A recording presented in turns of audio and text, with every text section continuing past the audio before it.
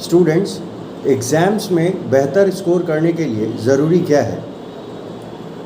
मेरे ख्याल से सबसे पहला जवाब ये होना चाहिए कि जो पढ़ा हुआ है वो अच्छे से समझा हुआ होना चाहिए, याद होना चाहिए, रटा हुआ होना चाहिए, डेफिनेशंस रटे हुए होने चाहिए, डेरिवेशंस स्टेप वाइज अच्छे से मेमोराइज होने चाहिए, अच्छे से प्रैक्टिस होनी चाहिए, डायग्राम्स जो है वो याद होने चाहिए, है ना। तो इन सभी चीज़ों को अगर हम सिर्फ एक लाइन में कहना चाहें कि एग्ज़ाम में अच्छा स्कोर कैसे करें, तो उसका जवाब ये होना चाहिए कि हम अपना जवाब कैसे लिखते हैं। सवाल क्या पूछा गया है, क्या उसके हिसाब से हम अपने जवाब को लिख रहे हैं? क्या जो जवाब लिखना था उसमें डायग्राम बनाना चाहिए था या नहीं? डेरिवेशन उसमें करना चाहिए था कि नहीं? यूनिट्स जैसी छोटी चीज़ें मेंशन करनी चाहिए थी कि नहीं? Means overall answer writing skills की बात कर रहा हूँ मैं, कि किसी सवाल का जवाब हम कितने बेहतर, कितने शानदार तरीके से, कितने सुंदर तरीके से कॉपी पर लिखकर एग्ज़ामिनर के सामने ऑफ़र करते हैं।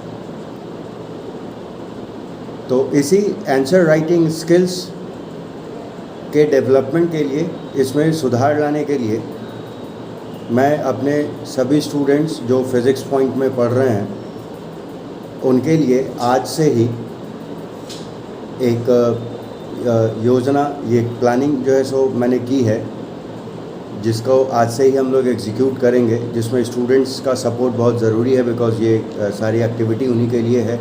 वो पढ़ भी अपने रिज़ल्ट्स के लिए ही रहे हैं, एग्ज़ाम में लिखना भी उन्हें ही है। हम टीचर सिर्फ उनके लिए एक लैडर हैं, सीढ़ी है।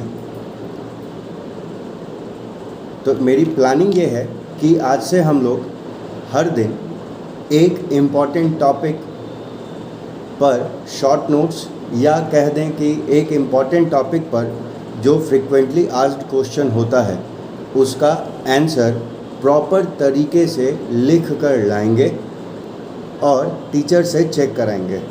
और ये बात सिर्फ फिज़िक्स सब्जेक्ट के लिए ही नहीं है, ये स्टूडेंट्स बाकी सब्जेक्ट्स, चाहे वो कॉमर्स वाले भी क्यों ना हो, आर्ट्स वाले क्यों ना हो, साइंस वाले क्यों ना हो, मैथ्स, केमिस्ट्री, बायोलॉजी, कोई भी सब्जेक्ट क्यों ना हो, सभी में इस चीज़ को इम्प्लीमेंट कर सकते हैं कि जो फ्रिक्वेंटली आस्क्ड क्वेश्चंस होते हैं उनको डेली बेसिस पे उनका आंसर्स लिखकर अपने टीचर से चेक कराएं कि उसकी क्वालिटी कितनी अच्छी है।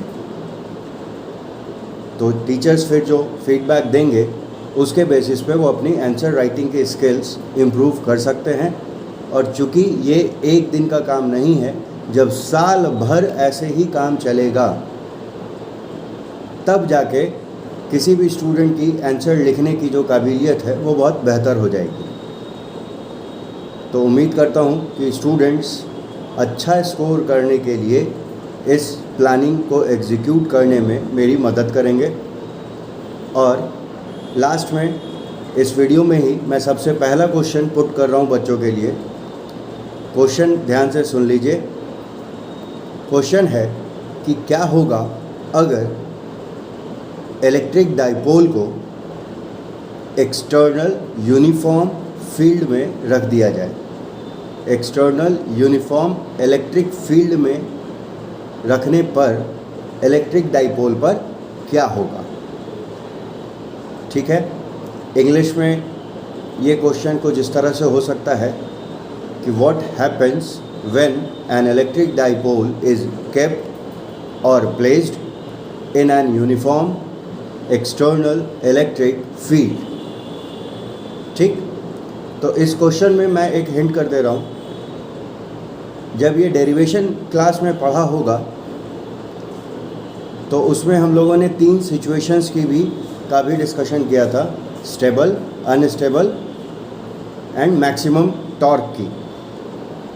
तो स्टूडेंट्स जब इस सवाल का जवाब लिखेंगे तो उसमें थ्योरी भी लिखेंगे जिसमें ये बताना चाहिए कि डाइपोल को जब फील्ड में रखेंगे तो उस पर क्या होगा। जैसे चूँकि दोनों चार्जेस सेम मैग्नीट्यूड के होते हैं, फील्ड चूँकि यूनिफॉर्म है तो फोर्सेस दोनों पे सेम होंगे, लेकिन चूँकि चार्जेस की पोलैरिटीज़ अपोजिट होती हैं इसलिए उन फोर्सेस का डायरेक्शन अपोजिट होगा, जिसके कारण net force on dipole zero हो जाता है। लेकिन इन्हीं दो एंटी पैरेलल फोर्सेस के इफ़ेक्ट से एक टॉर्क पैदा होता है जो उस डाइपोल को इलेक्ट्रिक फील्ड के अलोंग अलाइन करने का काम करता है, या फिर हम सिंपल भाषा में कहें तो उस डाइपोल को रोटेट करता है। ठीक है, तो इसी टॉर्क का फिर हम लोग डेरिवेशन डिराइव करते हैं and then 3 angles 0 degree, 90 degree and 180 degree के लिए स्टेबल, मैक्सिमम टॉर्क और अनस्टेबल इक्विलिब्रियम का डिस्कशन करते हैं। तो सभी स्टूडेंट्स जो फिज़िक्स पॉइंट के हैं वो कल इस क्वेश्चन का आंसर प्रॉपर वे में एक पेज पर लिख कर लाएंगे। उसके बेसिस पे मैं उनको फीडबैक दूंगा कि उनका जवाब कैसा रहा, ताकि वो कुछ इम्प्रूवमेंट कर सकें अगर ज़रूरत है तो। ठीक है, तो स्टूडेंट्स कल मिलते हैं क्लास में इस क्वेश्चन के आंसर के साथ। Best of luck, bye bye.